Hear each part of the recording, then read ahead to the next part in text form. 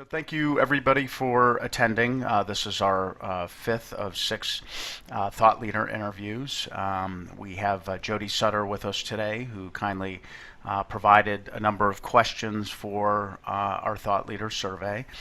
For those of you that don't know Jody, Jody is the owner of the Sutter Company, a business development consultancy working with small agency CEOs to activate their natural talents for business development through programs that are easy to embrace and take the agency's available resources into consideration. And you can reach Jody at Jody, Jody, at the Sutter Company. That's the Sutter, Sutter, company.com. So Jody, thank you and welcome. Appreciate you making the time this morning. I'm sure you're pretty busy. And so thanks so much. I appreciate being involved. Thank you. That's great. That's great. Well, let's go ahead and just jump right into it. You provided us with a number of questions for this year's Thought Leader Survey, and certainly appreciate that. The first question you asked was kind of centered around how agencies measure new business success, and was wondering if you could provide some perspective around that. One, curious as to why you asked it. I found it kind of an interesting question, and talk to me a little bit about the results that we got, and were there any surprises or?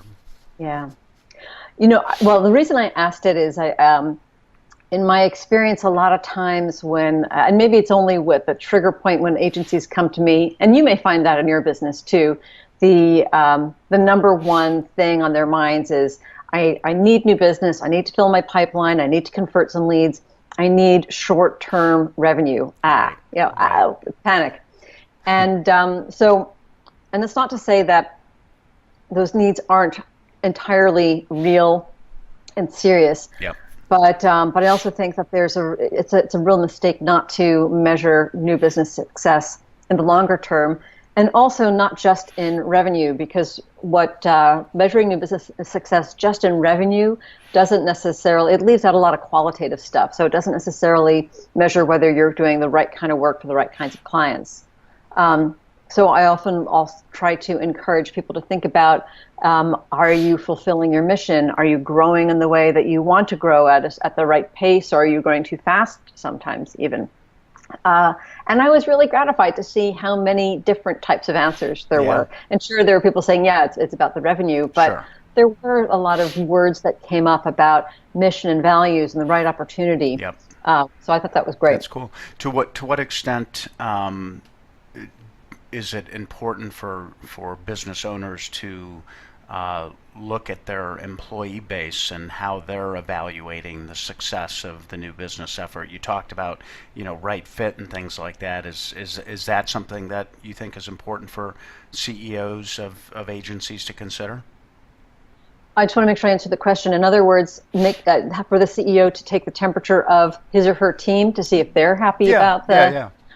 I think it's very important. I think there's got to be someone in charge. Right, sure. And especially when you're talking about smaller agencies, so much of that vision and the culture and the personality, whether they like it or not, it's going to be tied in with that CEO, especially if the CEO is the founder of the company. Right. But having said that, I think that there is sort of this line that can get crossed. The successful smaller agencies. Yes, the CEO is really inclusive. They tend to have a longer, more loyal team who are bought into those opportunities, and are also sort of empowered to push back when the leadership wants to pursue opportunities that maybe aren't right for them. Right. And then you have the other side of things where, that CEO may be sort of like a lone wolf is kind of the wrong description. What would it be? But they're acting on their own with a team's purely a support. Yep. So less about a team and more about, here's my mission, and these people are just hired guns to help me get there. Yeah. And I think those cultures, they break down, and there's high turnover, and people aren't happy. Yeah, definitely. Definitely, that's cool. And then the second question you asked, I thought was also a really interesting one, because we struggle with it a little bit here with some of our clients, and can talk about that in a second. But I'd like to hear. Curious as to the question kind of centered around basically asking agency owners and key executives in the agency that responded to the survey, whether they Mm-hmm. sort of characterize themselves as a salesperson or a promoter. And I'm curious as to why you asked it, and are you surprised more agency executives don't see themselves as natural-born salespeople? Um, probably not so surprised on the latter, but one of the reasons why I started exploring this whole question is I started to think about, when I walk into an agency, the temptation is there to put a very comprehensive program in place for them or make comprehensive recommendations. And I mean, I tend to be a little bit of a new business polymath. So I grew up learning how to make cold Mm-hmm. calls. Not at an agency, in fact, at a production company. So I grew up learning how to make cold calls. I then learned how to do like high level consultative selling. I then learned how to manage big pitch teams at ad agencies. So I learned all the aspects of business development, but a lot of agencies don't have that benefit. Right. And if you're working with a smaller agency, you're really working a lot with the CEO. So what I realized is that if there's limited resources and specific talents that an individual or a leadership team has, it doesn't make sense to try to get them good at everything. Sure.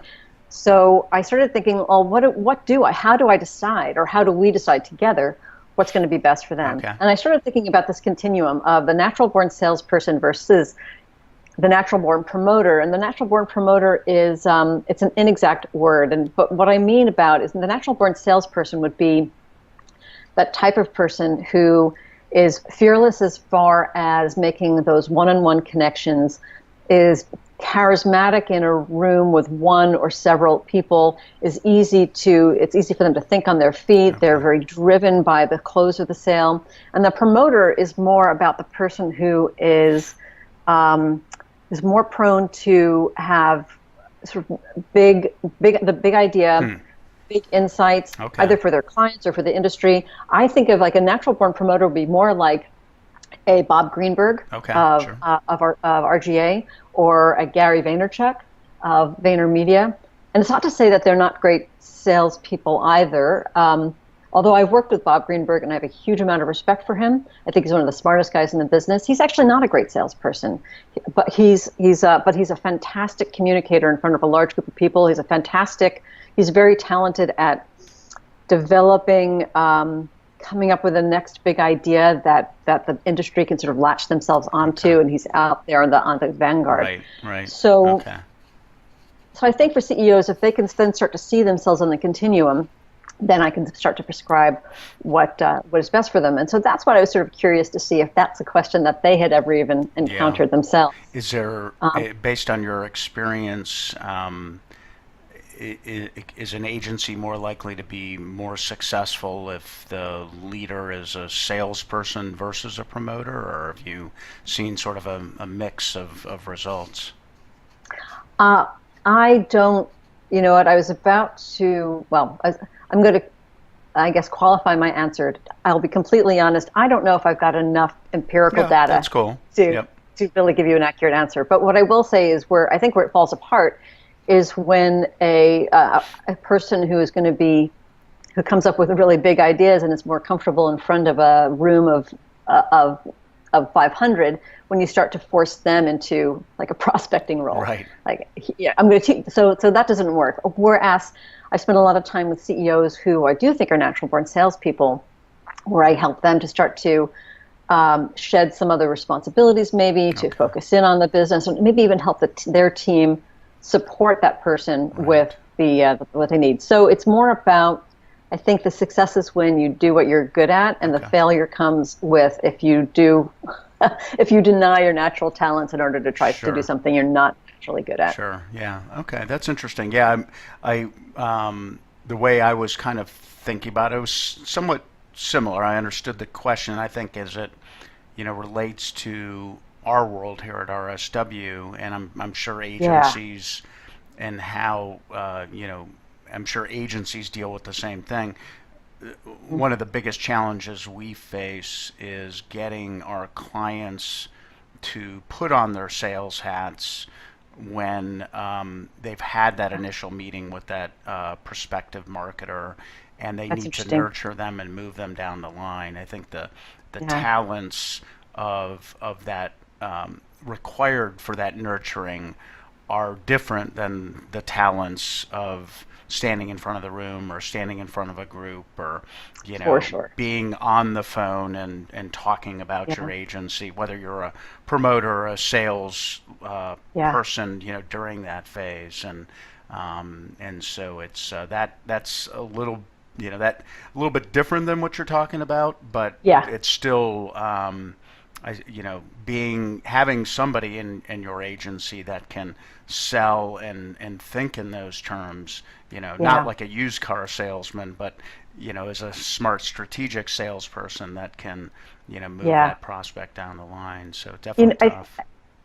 I think you bring up an interesting point too, because ad agencies are not tend not to be sales Sure. organizations, and when you and I haven't I haven't worked for a lot of sales organizations, but I've worked with more of them than most agency people have probably. And what's so interesting, if you go to a company that's very sales oriented, you have so much support, and then you have the sort of the top of the funnel salespeople, and then the end of the funnel salespeople, and the marketing team Right. that has their remit.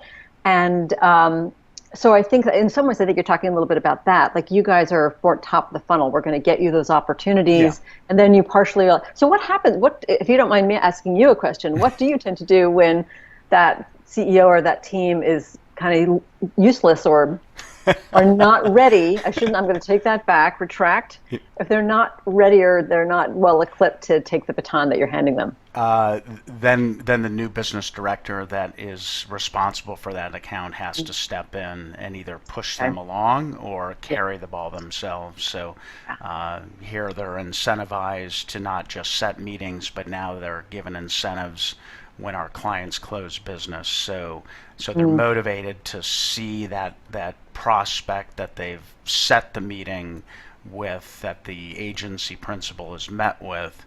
They're yeah. incentivized to see them down the line. So we Okay. just, we've Yeah. found that we have to insert ourselves in that process, Yeah. uh, even though the agency that hired us to set meetings. To open doors. But we realize that we can get all the great meetings in the world set for clients, and if they're just not capable of, or they don't have the Yeah. time to sort of nurture that prospect, it becomes a little bit difficult. And what Yes. we, Yeah. and we see the differences in promoter Mm, principles versus salespeople principles, yeah. and the salespeople principles, those accounts tend to do a heck of a lot better for us because you've Yeah. got I bet. somebody who understands the process. So, Yeah. um, cool. So, and then our last question, we asked agencies to describe themselves, and I had a few sort of questions for you. The way they describe themselves, I mean, there were a number of things that they talked about being descriptive of Yeah. them. Is this kind of consistent with what you see in the market today? Any differences, in what you're seeing? Yeah. Well, you know what? This was another answer where I was actually pleasantly surprised in some ways. And of course, sometimes I wonder with these surveys how much do the survey, the recipients, how much did they answer in an aspirational way? So I was quite surprised, and I think it was a pick anyone that you find appropriate, right? Sure. It wasn't, yeah. So I was surprised that I saw so many energized when presenting. Although, maybe I shouldn't be, because I think that, something that I also want to think about a little bit more. Maybe it seems obvious to other new business consultants or professionals, but I think there's sort of a disconnect in a lot of agencies between presenting for creative and presenting for new business, even though creatives do present for new business. What I started is, again, maybe this obvious flash of brilliance. I started realizing, you know what? There are great presenting teams at agencies, and they're the ones who are used to carefully presenting and defending their creative work. And so how can I start to take some of those skills and transfer them to the people who are typically presenting for new business. So anyway, but I was very interested to see how many people were energized when presenting, and I wonder how many of those were also leaders who came from a creative background. Okay. I was surprised to see the numbers, a high percentage of value-added prospectors. I don't know, what was your thought about that? Yeah, definitely. I mean, it was encouraging to see that, and I guess there was, we talked a little bit about sort of the nurture just a moment ago. One of the characteristics you presented was great prospect nurture, and very few, relatively speaking, agency executives felt that they possess this quality. Wondering if maybe you can talk a little bit about this. Why it's. I mean, we talked a little bit about why it's important, but certainly the value added component is great. Sorry, someone's trying to call in here. The value added component is certainly a great and important thing for agency principals or executives to be doing. I mean, what we find is that the market obviously is becoming more and more competitive. Marketers are using project work as sort of a sampling mechanism to try agencies, and agencies can no longer think about a partnership as sort of a creative partnership. They have to think about it as a business partnership. And the value add, this is what we tell our clients, the value add in the relationship has to start the moment you reach out and try and make that connection. And so it was really encouraging to see so many agencies think about it or feel like they're doing that, which is great. And I do think that, that may mean different things to different people, like what value add truly is, because we've seen plenty of blogs, and I'm sure you have as well, that talk a lot about the agency and their awards and their people, and that's all fine and good, but that's not value added content that marketers are necessarily really interested in. So you also brought up an interesting point about project work. So if I were given an opportunity to ask a follow-up question to that, it probably would be asking them to interpret, what does value added mean to you?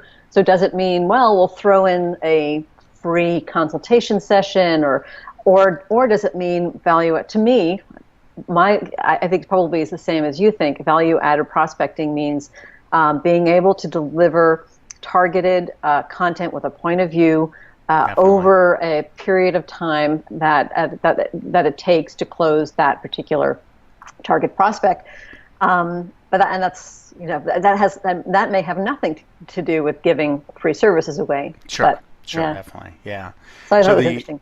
Yep, yeah. We talked a little bit about the nurturing piece, which rated pretty low among agency executives. I don't know. I mean, when you go in and work with smaller agencies, I guess, are there characteristics that you wished they possessed that you don't see as often as you'd like? Probably organization. So again, I find I've learned that I can't be disappointed that, going back to the promoter versus salesperson, I can't be disappointed that a natural-born promoter isn't going to be good at making cold calls or writing great prospecting emails or even networking at an event.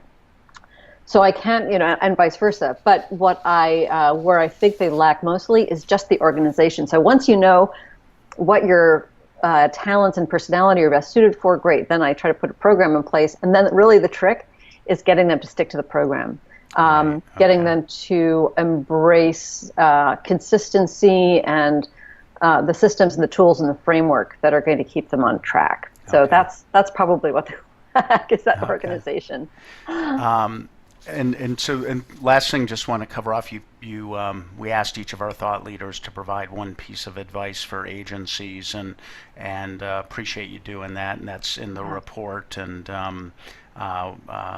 wanted to just see, as we've got agencies watching today's video, any other advice you might provide for them if they're regardless of the state of their new business situation. Yeah, and again, my focus is really on these smaller agencies, Yep. and typically that means that they have fewer resources. Right. So it does kind of go back to what I was saying earlier. It's my biggest piece of advice is don't get overwhelmed. Try to know what you're going to be best at, and it's one of those things that if you decide that you can't take on, that you can only do one thing, then do that one thing really well. And then when you get really good at doing that one thing, maybe that's speaking, maybe that's developing a really strong speaker program and developing the content that goes with that. And of course, a certain amount of sales that go along with that too, promoting yourself to these events. So commit to that strategy, and maybe shut out the noise about the process, or hire a company like yours. So if you know that you want to be a big speaker and you want to attract clients to you, but you still feel you need to get that lead generation, then know that they should hire a firm like you while they focus on the big client attraction through things like speaking and content generation. Well, I appreciate the plug. I'm just curious, what size agencies do you typically work with? It really ranges, but typically these days it's anywhere between 10 or less than 10 to about 50 to 75. Yeah. Okay. Do you see a difference in sort of the challenges that really small agencies are facing relative to sort of those mid-size, agencies that are more in the 40 to 50 range, or the challenges fairly similar that you're seeing? I think the biggest challenge is resources, and even look, I've never been involved with an agency that had extra resources lying around. So even the biggest agencies that I've ever worked for, big global agencies, there's still not enough people. Yep. But I think that becomes very acute when you're talking about a team of 5 to 10. Sure. When you get to the 40 to 75, then there's a more flexibility to do things like potentially hire a new business person, or even hire an admin support that can fill in, and they can really help get that CEO organized, and they can be the enforcers of the systems. So that's the biggest challenge. Cool. is convincing the leadership that how they should stay motivated and stay organized for smaller agencies. Right. Cool. Well, listen, really appreciate the time today, and again, also the contribution to this year's Thought Leader Survey. It's great having you on board, and I'm sorry we waited as many years as we did to get you involved, but I'm glad you're part of this year's survey. So I am too. Thank you, appreciate it. So Jody Sutter is the owner of the Sutter Company, a business development consultancy working with small agency CEOs to activate their natural talents for business development through programs that are easy to embrace and take the agency's available resources into consideration. And you can reach Jody at Jody with a Y, Jody, at thesuttercompany.com, and Sutter has 2 T's. So Jody, once again, really appreciate it. I know you're busy, so thanks for carving out some time this morning, and look forward to future Thought Leader Survey participation. I do too. Thank you, and I really appreciate being involved this year.